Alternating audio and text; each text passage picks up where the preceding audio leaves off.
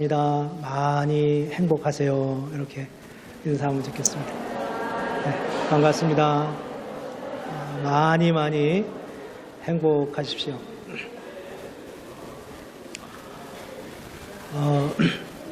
우리가 지금 세 가지 제목을 가지고 세 주에 걸쳐서 함께 말씀을 나누고 있는데, 제목은 이제 믿음의 역사라는 주제를 가지고 믿음에 대해서 우리가 함께 나눕니다. 첫 번째, 지난주에 우리가 함께 나눈 제목은 믿음은 우리의 생각을 바꿉니다 라는 제목으로 함께 말씀을 나누었고, 오늘은 믿음은 우리의 삶을 변화시킵니다 라는 제목이고, 다음 주는 믿음은 우리를 자유하게 합니다 라는 제목으로 함께 말씀을 나누려고 합니다. 지난주 말씀을 기억하는 분도 있을 거고 그렇지 않을 수도 있겠지만요, 믿음은 우리의 삶을 바꾸시는 하나님의 은혜의 역사가 능력이 있습니다. 저희 집에 감나무가 두 그루 있습니다. 어떤 분이 주셔서 잘 심었는데 참 탐스럽게 잘 열매를 맺었죠. 처음으로 저런 걸 심어보고 이제 열매를 거둬본 것 같아요. 근데 두 그루가 있는데 한 그루는 잘 자라서 저렇게 자라는데 한 그루는 열매를 맺지를 않아요. 보통 두 그루를 같이 심어야 된다고 하는데 왜 안 맺는지 잘 모르겠어요. 잎은 죽었나 하면은 잎은 여전히 살아 있는데 열매를 맺지 않아요. 그래서 해거리를 하나 이런 생각도 하고, 나무에 대한 지식이 별로 없으니까 어떻게 된 건지는 잘 모르겠습니다. 일단 좀 기다려 봐야 되겠다 싶습니다. 많이 맺으면 여러분을 부를 수 있지만 저거 가지고 여러분을 부를 수 있을런지는 잘 모르겠습니다.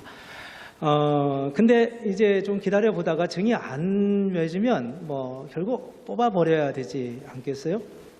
결국 이제 뽑아 버려야 될 것 같아요.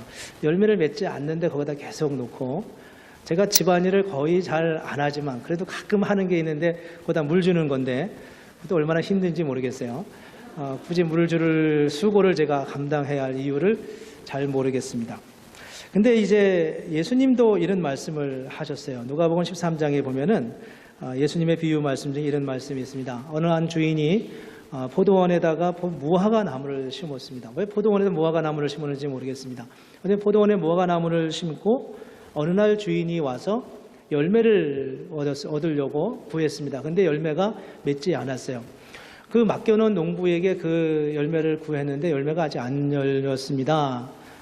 올해도 그렇고 또 그 다음에도 그렇고 3년째 지나도 계속 안 열리는 거예요.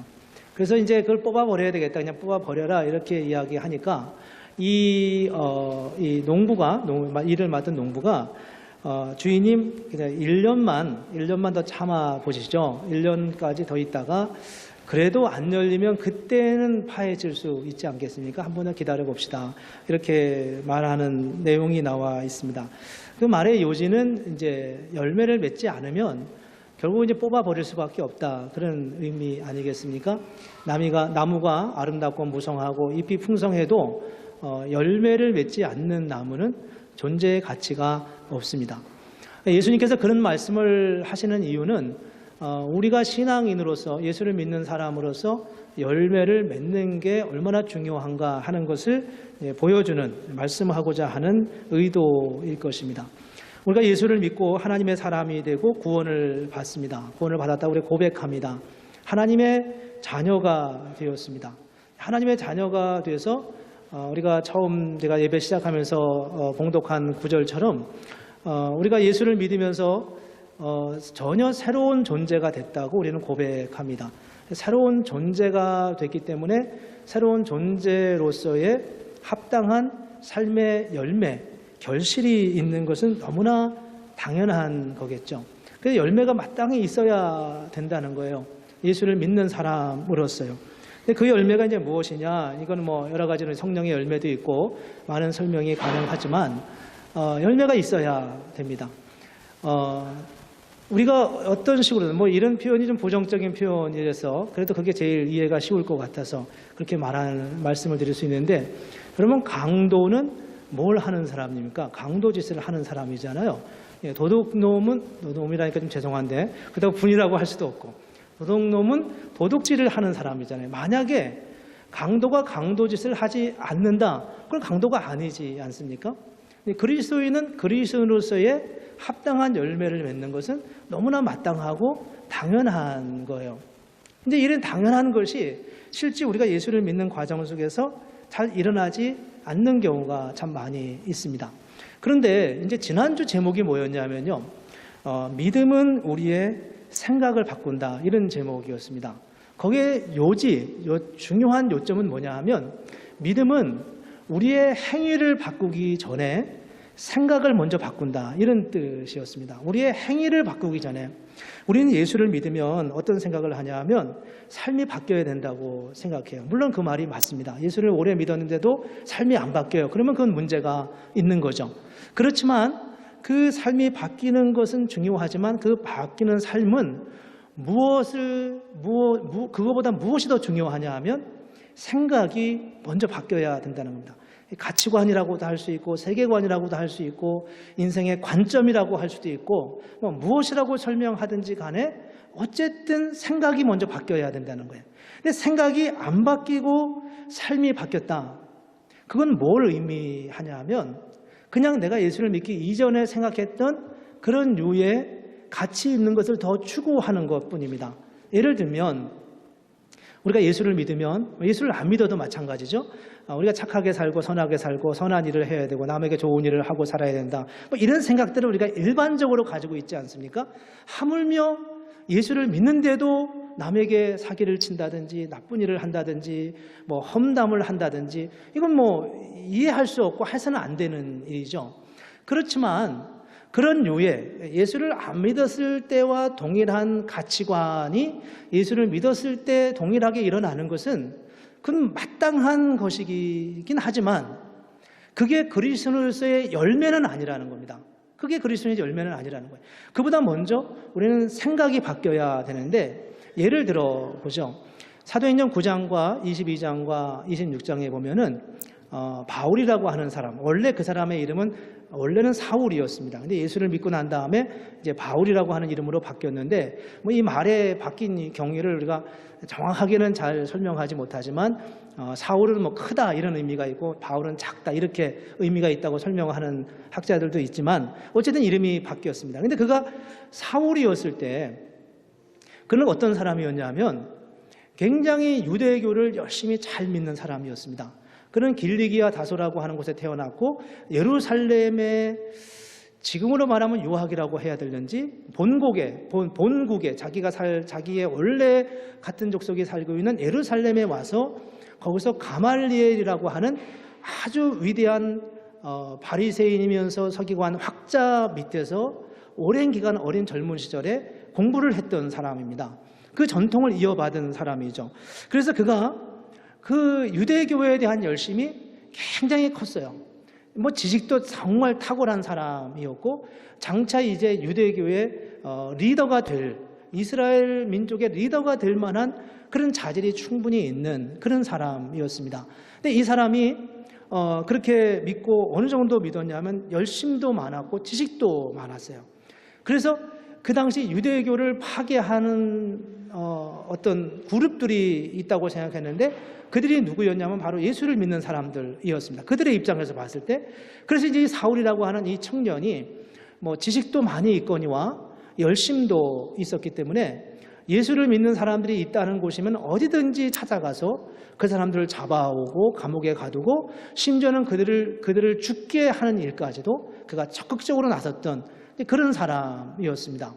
그런데 어느 날 이제 다마스커스라고 하는 곳에 다른 나라지 않습니까? 아주 위쪽에 시리아에 있는 다메섹에 예수 믿는 사람을 잡으려 가다가 거기서 예수님을 만납니다. 부활하신 예수님이 그에게 엄청난 빛으로 나타나죠. 그리고 그가 거기서 예수님을 만나고 그의 삶의 변화를 갖게 됩니다. 주님을 만나면서 주님 당신이 누구십니까? 나는 내가 빛 박해하는 예수다. 내가 어떻게 살아야겠습니까? 내가 누구누구를 찾아가라. 너가 무엇을 해야 할지를 알게 될 거다. 너는 이제 그리스도의 복음을 전하는 사도로 살게 될 것을 주님이 말씀하십니다. 여기서 이제 바울이 회심하죠. 그리스도를 만납니다. 그를 믿고 그를 따르고 그를 전하는 전도자가 되었습니다. 그의 생각이 바뀌었습니다. 관점이 바뀌었습니다. 그리고 그 관점이 바뀌고 바뀐 삶의 방향으로 그가 살아가게 되었습니다. 디모데전서 1장 13절에 보면 그가 이런 고백을 디모데에게 합니다. 내가 전에는 비방자요 박해자요 폭행자였으나 도리어 긍휼을 입은 것은 내가 믿지 아니할 때에 알지 못하고 행하였기 때문이다. 그렇게 말합니다. 내가 전에는 비방자요 박해자요 폭행자였으나, 저 표현이 우리 언론 보면 약간 도덕적인 죄를 고백하는 것 같아요. 내가 옛날에는 사람들을 많이 쳤습니다. 때렸습니다. 많이 나쁜 짓을 했습니다. 이런 의미이죠. 뭐 그런 의미가 없지는 않아요. 그렇지만 저 일은 바울이 예수를 만나기 전에는 옳은 일이었습니다. 옳은 일이었어요. 그건 정말 그가 믿는 하나님을 위하는 길이었다는 겁니다. 관점이 바뀌고 나니까 그 일이 비방자의 일이었고 박해자의 일이었고 폭행자의 일이었다는 거예요. 예수를 믿으면서 우리 마음속에 생각이 바뀌어지지 않으면, 관점이 바뀌지 않으면 그것은 아무런 의미가 없어요. 관점이 안 바뀌면 우리가 무슨 삶의 변화를 일으킨다 하더라도 그것은 그냥 그 안에 머물러 있는 거죠. 우리가 이제 당신은 예수 믿은 다음에 어떤 은혜를 받았습니까? 라고 간증을 요청하면 나는 별 변화가 없습니다. 이런 표현을, 나는 원래 옛날에도 착하게 살았습니다. 그런 뜻으로 이렇게 할 때 흔히 그런 말을 합니다. 나는 예수 믿고 나서도 간증할 게 별로 없습니다. 나는 옛날에도 착하게 살았습니다. 그때와 지금은 별반 다른 게 없습니다. 이런 얘기죠. 그런데 바울은 착하게 살았을 뿐만 아니라 자신이 생각하는 바 굉장히 그 관점과 자기의 가치관을 위해서 아주 충성스럽게 살았던 그런 사람이었습니다. 그가 회개하는 것은 전에 잘 모르고 했던 그 일에 대한 회개였지, 그게 도덕적으로 문제가 있었다, 꼭 이런 의미에 한정할 수 없다는 것을 보여주고 있습니다. 도덕적 변화란 나쁜 짓을 했거나 혹은 법을 어겼거나 다른 사람에게 나쁘게 했다고 하는 의미이죠. 그런 것은 예수를 믿거나 믿지 않거나 상관없이 꼭 바르게 서야 하는 것입니다. 그렇지만 예수를 믿을 때 일어나야 하는 삶의 변화는 그와는 다르다는 거예요. 그게 바로 좀 길게 말씀을 드렸지만 지난주에 말씀드렸던 믿음은 우리의 생각을 바꾼다라고 하는 말씀의 초점입니다. 이제 오늘 제목은 믿음은 우리의 삶을 변화시킵니다 라고 말씀하는 겁니다. 근데 이 말은 언뜻 보면 지난 말씀을 뒤집는 것 같은 뉘앙스가 들어요. 뒤집는, 그래서 반대로 말하는 것 같지만 사실은 이 제목의 의미는 우리가 예수를 바르게 믿고 만난 후에는 삶의 변화가 필연적으로 따라올 수밖에 없다, 그런 의미가 이 안에 있습니다. 예수를 믿고 우리의 생각이 바뀌었어요. 바뀌면 우리는 필연적으로 안 그럴 수 없도록 삶의 변화를 가져올 수밖에 없다는 겁니다. 삶이 변화된다는 것은 바로 예수님을 만나고 난 후의 일이라는 거죠. 물론 예수를 믿는 것과 삶이 변화하는 것은 거의 동시적으로 이루어질 수 있어요. 그렇지만 그럼에도 불구하고 선후가 있다는 겁니다. 삶이 먼저 바뀌어야 예수를 믿는 게 아니라 예수를 믿고 바르게 그분을 알아가고 난 다음에서야 우리는 어떻게 살아야 할지 삶에 대한 문제를 생각할 수 있고 삶의 변화가 가능하다는 거예요. 사울이라는 청년이 예수를 알기 전에는 예수 믿는 사람들을 감옥에 가두었습니다. 그가 그들을 죽는 데까지도 적극적으로 참여했어요. 왜 그랬을까요? 그것이 옳다고 생각했기 때문입니다. 그런데 예수를 만난 후에 그는 진짜 진리를 알게 되었습니다.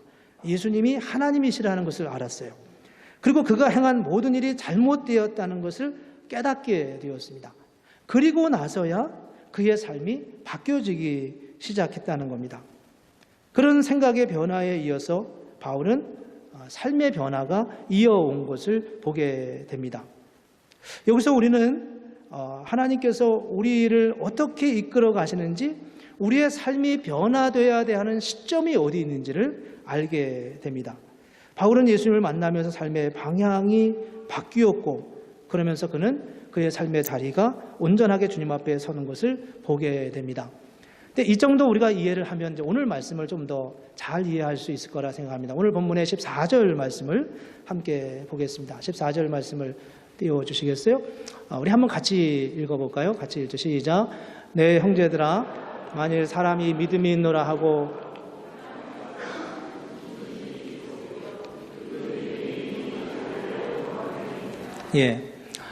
사람이 만일 믿음이 있노라 하고 행함이 없으면 무슨 이익이 있으리요? 그 믿음이 능히 자기를 구원하겠느냐? 예수가 진리이며 메시아이고 구주임을 깨달았는데 여전히 그 삶의 자리에 있다면, 바울이 예수가 하나님의 아들이신 것을 알았음에도 불구하고 여전히 유대인과의 관계 때문에, 유대인과에 소속되어 있는 자기가 맡은 직분 때문에 여전히 그 일을 하고 있다면 그게 가능하겠습니까? 도무지 타협할 수 없는, 도무지 지나온 삶을 계속 이어갈 수 없는 단절이 그의 삶 속에 일어났습니다. 그런 단절을 경험하고 나서 바울은 삶에 굉장한 전환을 가져오게 된 거예요. 우리가 요즘 그런 말을 하지 않아요? 세상이 너무 타락했다고요. 옛날에도 사실 타락했어요. 우리가 잘 몰라서 그렇지. 근데 세상이 너무 타락했다고 말합니다. 세상이 너무 타락했다고 말하는데, 그러면서 우리의 변화에 대해서는 굉장히 무감각해졌어요. 오늘날 그리스도인처럼, 저를 포함해서요. 저를 포함해서 오늘날 그리스도인처럼 믿지 않았을 때와 믿은 후의 삶의 차이가 없는 시대가 우리 기억이 언제 있습니까? 그렇죠? 오늘 우리가 사는 시대만큼 목회자의 삶이 세상 사람과 구별되지 않았던 때가 얼마나 있었습니까? 오늘 우리가 살고 있는 시대만큼 세상과 구별되지 않게 살아가는 시대가 어디 있냐고요. 사람들이 세상이 타락했다고 많이 말을 해요. 세상이 너무나 타락해서 예수 믿기 힘들다고 말하는데, 그 어느 시대보다 예수 믿는 사람들의 삶이 세상과 구별되기 어려운 시대에 우리는 살아가고 있어요. 우리가 인정할 수밖에 없는 그런 삶의 자리는 과연 무엇 때문이겠습니까? 그 질문을 굳이 따져 들어간다면 그건 사실은 믿음의 문제예요. 그리스도를 우리가 어떻게 믿느냐의 문제죠. 결국 다시 원점으로 돌아가야 합니다. 그리고 그 문제가 만약에 해결됐다면 우리는 자연스럽게 어쩔 수 없이, 피할 방법 없이 삶의 변화를 향하여 주님의 부름에 응답할 수밖에 없다는 것이 성경의 흐름이고 맥락입니다. 그래서 15절과 16절에 보면 이런 말씀을 하고 있습니다. 만일 형제나 자매가 헐벗고 일용할 양식이 없는데 너희 중에 누구든지 그에게 이르되 평안히 가라, 덥게 하라, 배부르게 하라 하며 그 몸에 쓸 것을 주지 아니하면 무슨 이익이 있으리요? 라고 말씀합니다. 당신의 여름의 형제나 자매가 어려운데 먹을 것이 없어요.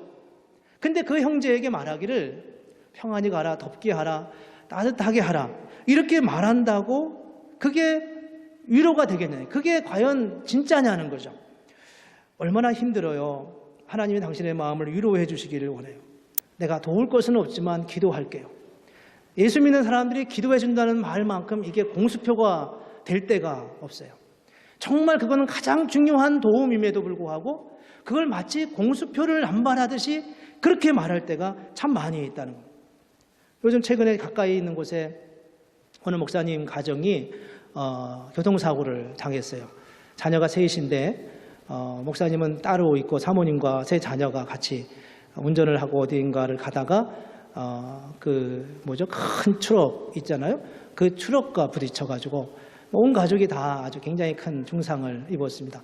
첫째인가 둘째 아이가 지금 한 달이 넘었는데 아직도 의식을 차리지 못하고 있는 그런 상황의 소식을 듣고 있습니다. 그걸 들을 때마다 마음이 참 안타깝고 불편한데, 제가 이 말씀을 준비하면서 저를 봤어요. 아무런 액션이 나한테 없는 거예요. 안타깝다는 말이 과연 맞을까? 안타깝다는 말보다는 사실 무관심의 영역에 있는 저의 모습을 발견했습니다. 17절에 이렇게 말씀합니다. 이와 같이 행함이 없는 믿음은 그 자체가 죽은 것이니라. 안타깝다는 말은 사실 가짜일 확률이 많아요. 정말 내가 너를 위해 기도한다는 말도 사실은 가짜인 거예요. 내가 어려우니까, 내가 도울 형편이 안 되니까 그렇다라고 하는 말들이 다 가짜입니다. 믿음이란 무엇입니까? 오늘날 예수 믿는 사람들에게서 믿음은 대부분 단순한 마음의 동의쯤으로 여길 때가 참 많이 있습니다. 동의쯤이요. 내가 너의 말에 동의해. 이런 걸 믿음이라고 말한다는 겁니다. 예수님이 죽으시고 부활하셨습니다. 내가 동의합니다. 굳이 그것을 내가 적극적으로 나서서 반대할 이유가 없어요. 나는 믿어요. 그러는 거예요. 그 동의 정도를 우리는 믿음이라고 말해요. 근데 예수님이 오늘 이 성경에서 뭐라고 말씀하냐 하면 19절에 보면 이렇게 말씀합니다. 내가 하나님은 한 분이신 줄 믿느냐? 잘하는도다. 귀신들도 믿고 떠나느니라. 이렇게 말하고 있습니다. 동의하는 믿음은 귀신의 믿음이에요. 귀신 정도의 믿음이라는 거예요. 귀신도 그거 정도는 동의한다는 겁니다.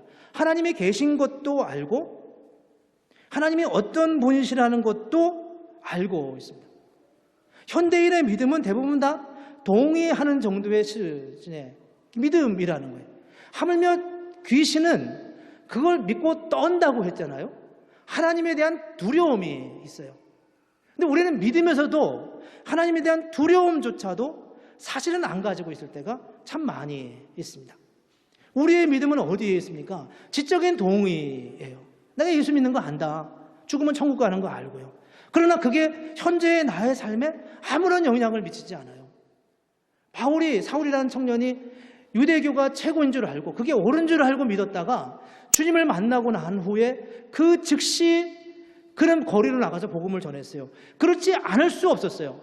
그가 하는 진리가 너무나 명확했기 때문에, 그가 하는 진리가 자신의 이제까지 살아왔던 것을 모두 다 부정하는 것이었기 때문에 그는 나가서 말하지 않을 수 없었어요. 그게 바로 사울이라고 하는 청년이 깨달았던 진리였고 복음이었다는 겁니다. 우리는 어떤 복음을 알고 있습니까? 우리가 알고 있는 복음은 무엇이고 우리가 알고 있는 하나님에 대한 알은 무엇입니까? 단순히 지적인 동의예요. 오늘날 옛날에는 그렇지 않지 않았습니까? 옛날에는 천자문부터 외우면서 그 안에 다 법도가 있었고 그 안에 다 생활에 대한 규범이 다 있었어요. 그런데 오늘날에는 우리의 삶과 관련 없는 지식이 너무나 많이 있어요. 거기에 우리는 너무나 익숙해져 있죠. 예를 들면 이렇습니다. 지구는 둥글다는 지식입니다. 이게 뭐 그렇게 옛날엔 특별한 지식이었겠지만 지구는 둥글고 지구 역사는 75억 년이 됐고 인류의 우주의 역사는 135억 년이 됐고 뭐 이런 류의 지식을 우리는 알고 있어요. 그런데 그 지식이 우리에게 무슨 상관이 있냐는 겁니다. 그냥 알고는 있어요. 동의하죠. 과학자들이 한 이야기에 대해서 우리는 동의합니다. 그러나 그게 내 삶에 뭐 내가 뭘 바꿔야 된다는 이야기도 아니고 지구가 둥글기 때문에 우리가 걸어가는데 떨어지지 않도록 조심해야 된다는 이야기도 아니고요. 그렇잖아요.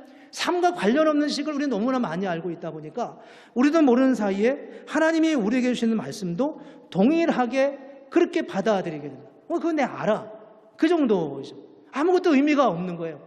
그래서 예수 믿는 게 의미도 없고 주일날 나오는 것도 그냥 우리의 마음이 답답하니까 나오는 것 정도지 그게 내 인생에 그것이 얼만큼 중요한지에 대해서 아무런 의미 없이 결국 우리의 믿음이 삶의 능력과 역동성을 가져오지 못하게 되는 아주 나약한 믿음의 자리로 떨어질 수밖에 없게 되었다는 겁니다. 오늘 본문 21절에서 23절, 22절에 보면 아브라함의 믿음을 소개하고 있습니다. 그가 이렇게 아브라함의 믿음에서 오늘 야고보가 이렇게 말합니다. 우리 조상 아브라함이 그 아들 이삭을 제단에 바칠 때에 행함으로 의롭다 하심을 받은 것이 아니냐?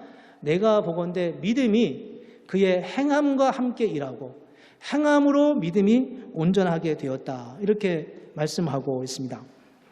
아브라함의 사건은 우리가 잘 알지만 로마서에는 또 좀 다른 뉘앙스로 말하고 있습니다. 아브라함이 75세에 하나님의 부름을 받았어요. 그리고 하나님의 약속을 따라서 아들을 준다는 약속을 붙들고 25년을 기다려서 그가 이제 더 이상 아이를 낳을 수 없는 나이가 됐다는 것을 알았음에도 불구하고 믿음을 잃지 않고 하나님의 약속을 기다리다가 그가 100세의 아들을 얻었습니다. 여러분 20대의 아들을 얻어도 그게 얼마나 이뻐요. 100세의 아들을 얻었으니까 이건 손주도 아니고 증손주 정도 되는 이 아들을 얻는데 얼마나 마음에 이게 정말 애지중지하겠습니까? 근데 이 아들을 하나님 바치라고 말하는 거예요.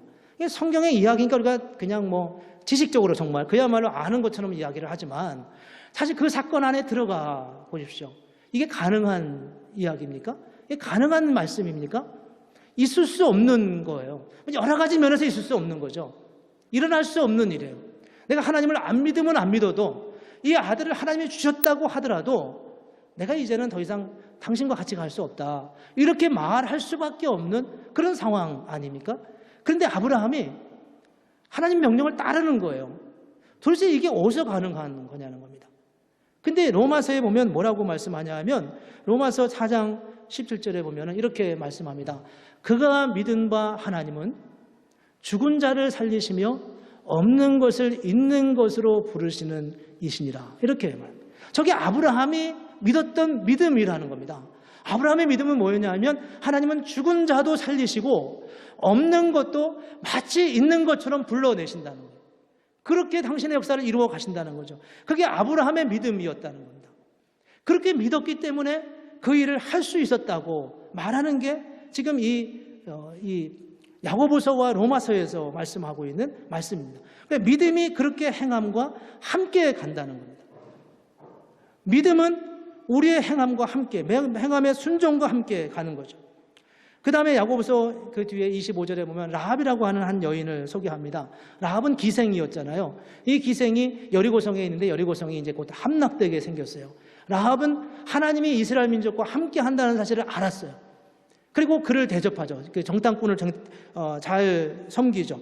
그래서 결국 그 안에서 그 하나님의 은혜로 구원을 받게 되는 역사를 보게 됩니다. 오늘 이 말씀을 보면서 우리가 정말 우리의 믿음에 대해서 한 번 더 생각해 볼 부분이 있습니다. 우리의 믿음을 점검해야 합니다. 첫째는 우리의 믿음이 단순한 지식에 노출되어 있는 그런 지적인 믿음의 한계를 뛰어넘어야 한다는 겁니다. 여러분은 무엇을 믿으시나요? 그 믿음은 여러분에게 어떤 의미를 주십니까?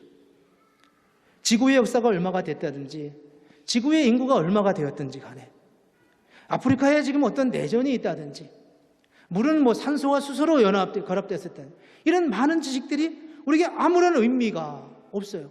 물론 그런 것들이 우리의 삶에 직간접적인 영향을 주긴 하지만 그런 유의 지식처럼 우리는 이 복음을 생각한다는 겁니다. 아브라함은 하나님은 죽은 자를 살리시며 없는 것을 있는 것처럼 부르신다, 이 말씀, 이 사실, 이 믿음 확신 하나를 가지고 자기 아들을 하나님께 바쳤을 뿐만 아니라 그 상황 속에서 하나님의 역사를 경험하게 되었습니다. 우리가 살고 있는 시대가 어떤 시대인가요? 어저께 대학부에서 우리 문화에 대한 이야기를 나눴어요. 우리는 이 시대의 문화 속에 젖어 살아가고 있습니다. 의도하든 의도하지 않든요. 이 문화라고 하는 이 카테고리 안에, 이 범주 안에 살아가면서 우리는 우리도 모르는 사이에 저들이 생각하는 스타일로 우리도 생각하고 살아갑니다. 그게 뭐 다 틀린 거나 그런 건 아니지만 지적인 지식에 대한 알에 대한 충족을 하지만 그것이 우리의 삶을 어떻게 이끌어가는지 우리는 전혀 알지 못한 채 살아갈 때가 참 많이 있다는 겁니다. 여러분 요셉을 알잖아요. 요셉이 17세에 이제 형들한테 팔려가서 애굽에 가서 종으로 살았습니다. 종으로 살았는데 요셉이 총명했고 아마 생기기도 잘생겼을 것 같고 건장한 청년이었죠. 종이었지만 절망하지 않고 그가 어릴 때 두 가지 꿈을 꿨는데 그 중에 한 꿈이 뭐였냐 하면 해와 달과 11별이 자기에게 절을 하는 꿈을 꿨어요. 그는 그 꿈을 무엇이라고 해석했냐 하면 우리 어머니와 아버지와 너네 11명의 형제들이 다 나에게 절할 거다, 나의 앞에 나의 은혜를 받을 거다라고 하는 확신으로 그 꿈을 생각하고 이해했어요. 그 아버지도 그렇게 이해를 했고요. 근데 이 요셉이 얼마나 억울했겠어요. 그렇죠? 굉장히 억울하고 답답하고 내가 이게 내 인생이 이게 뭐야? 17살에 내가 팔려가가지고 애굽의 종으로 이렇게 남의 나라에 와서 이런 삶을 산다는 게 얼마나 답답하고 안타깝겠어요. 그런데 여러분 이런 표현이 죄송하지만 찬스가 왔어요. 사람들이 이 요셉을 좋게 보는 거예요. 요셉의 주인인 보디발이 이 요셉을 정말 아주 훌륭하게 생각해요. 모든 일을 다 맡겼죠. 근데 어느 날 이 보디발의 아내가 이 요셉을 유혹하지 않습니까? 유혹한. 근데 이게 결정적인 문제였습니다. 왜냐하면 그냥 보디발의 이 관심을 받을 때는 문제가 아니지만 보디발의 아내가 유혹할 때 이거는 거절하면 내 인생은 나락으로 빠지는 거고, 받아들이면 내 인생이 또 다른 의미에서 위기 속에 빠져가는 거죠. 어떻게 해야 하겠습니까? 도무지 내 앞에 장래가 보이지 않을 때 사람들은 이럴 때 어떻게 하나요? 그때 요셉은 단호하게 그 유혹을 거절합니다. 그가 착한 사람이었을까요? 여기 대학부에 있는 친구들하고 나이가 비슷할 수도 있는데 그 친구들이 그 요셉이 그렇게 아주 올곧기만 했었을까요? 꼭 성품이 어디에도 흔들리지 않는 그런 사람이었겠습니까? 저는 꼭 요셉이 꼭 그런 사람이었다고는 생각하지 않아요. 그가 그렇게 할 수 있었던 중요한 이유는 하나님이 나를 붙들어 준다고 하는 확신 때문에 그랬던 겁니다. 내가 어릴 때 꾼 꿈이 있잖아요. 하나님이 주신 약속이 있었기 때문에 그렇습니다. 그 약속을 붙들고 그 약속을 믿었고 그 약속이 내 생애 속에 이루어질 것을 믿었기 때문에, 그렇기 때문에 보디발의 아내의 유혹을 이길 수 있었던 거죠. 그것이 바로 믿음이 그의 삶에 어떻게 실제로 나타났는지를 보여주는 역사입니다.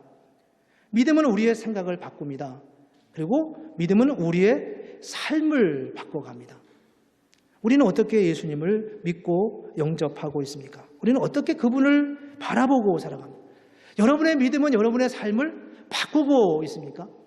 요셉이 어떻게 한 어린 아이가 제국의, 이집트라고 하는 제국의 총리가 될 수 있었겠습니까? 그것은 바로 그가 믿었던 하나님에 대한 믿음과 그 믿음이 그의 삶 속에 과감없이, 애누리 없이 적용될 수 있었기 때문에인 것을 보여주고 있습니다. 우리가 예수를 믿으면서 주님 앞에 나와 예배합니다. 우리가 믿는 하나님은 어떤 분이시고 우리의 믿음은 어디쯤 서 있습니까? 우리는 그냥 그분을 마치 공중에 태양이 있고 해가 있고 공기가 있고 이 정도로 우리는 하나님을 인정하시는 겁니까? 아니면 그분은 정말 죽은 자를 살리시며 없는 것을 있게 하시는 것처럼 그렇게 저와 여러분 가운데 함께하는 그런 분으로 고백하고 있습니까? 믿음이 삶의 역사를 만들어가는 그런 하나님의 은혜가 저와 여러분에게 있기를 원합니다. 오늘 이 말씀을 생각하면서 또 이 말씀을 우리가 기억하면서 우리 안에 우리의 생애 속에 하나님의 역사를 맛보는, 하나님의 능력을 맛보는, 하나님의 은혜를 맛보는 복된 성도의 삶이 되기를 주님의 이름으로 축복합니다. 우리 함께 기도하겠습니다. 이 시간 우리 한번 같이 합심해서 주님 앞에 기도하겠습니다. 하나님, 우리의 믿음이 삶이 되게 하시고 우리의 믿음이 믿음으로 인하여 우리의 삶의 변화를 갖게 하옵소서. 우리 한번 말씀을 생각하면서 같이 기도하겠습니다. 하나님 아버지, 이 시간 우리가 하나님 앞에 함께 기도합니다. 아버지 하나님, 우리의 믿음이 삶이 되기를 원합니다. 우리의 믿음이 주님을 향한 온전한 고백이 되기를 원합니다. 하나님, 우리의 믿음이 단순한 지적인 암만이 아니라 하나님이 주시는 놀라운 삶의 역동적인 능력과 동기가 될 수 있기를 원합니다. 아버지 하나님, 의미 없이 믿음의 고백을 갖는 것이 아니라 정말 하나님의 신실하심을 믿고 나아가는 그런 하나님의 사람들이 되게 하여 주시옵소서. 주님의 은혜를 고백합니다. 오늘도 주의 역사하심을 우리가 고백합니다. 하나님의 은혜를 인하여 서도록 인도하여 주옵소서. 은혜로우신 아버지 하나님, 하나님의 크고 놀라우신 사랑을 감사합니다. 믿음으로 인하여 우리의 생각이 바뀌고 또 믿음으로 인하여 우리의 삶이 바뀌게 하여 주옵소서. 믿음은 있다 하나 우리의 일상의 삶에서 하나님의 능력을 경험하지 못하고 살아가는 우리의 안타까움을 주여 불쌍히 여기시고 정말 예수 믿는 참된 능력과 은혜를 누리며 살아가는 하나님의 사람들 되기를 간절히 원합니다. 주님의 은혜를 간절히 소망하오며 예수님의 이름으로 기도합니다. 아멘. 다 같이 일어나셔서 찬송가 430